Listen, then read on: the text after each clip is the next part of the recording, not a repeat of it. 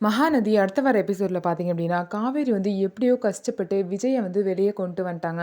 ஆனா, விஜய் பார்த்தீங்கன்னா, இந்த விஷயத்த நினைச்சு ரொம்பவே ஹேப்பியா இருக்காங்க. சுத்தி உள்ள எல்லாரும் பார்த்தீங்கன்னா, விஜய நினைச்சு கவலைப்பட்டாலும், விஜய் வந்து இந்த மொமெண்ட்ட என்ஜாய் பண்ணணும்னு சொல்லிட்டு ரொம்பவே வந்து ஹேப்பியா இருக்காங்க. அதுக்கப்புறம் காவேரி பார்த்தீங்க அப்படின்னா, வெண்ணிலாக்கு வாக்கு குடுத்த மாரியே விஜய வந்து விட்டு குடுத்துட்டேன். இனிமே உன் விஜய் நீயே பார்த்துக்கோ. இனிமே விஜய், காவேரி இல்ல அப்படின்னு சொல்லிட்டு, அங்க இருந்து விஜய் கூப்பிட கூப்பிட இருக்காம அவாய்ட் பண்ணிட்டு காவேரி கிளம்பி போயிட்டாங்க.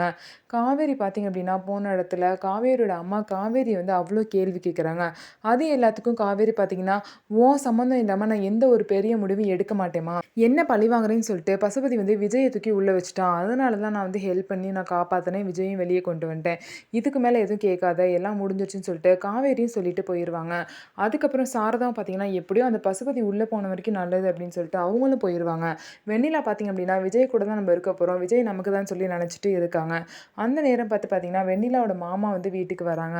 நைட் நேரம் வந்து வெண்ணிலா அவன கூட்டிட்டு போறேன் அப்படின்னு சொல்றாங்க. உடனே விஜயும், விஜயோட தாத்தாவும், "இந்த நேரம் வேணாம். உடம்பு சரியாத பிள்ளைய கூட்டிட்டு இப்போ போ வேணாம்.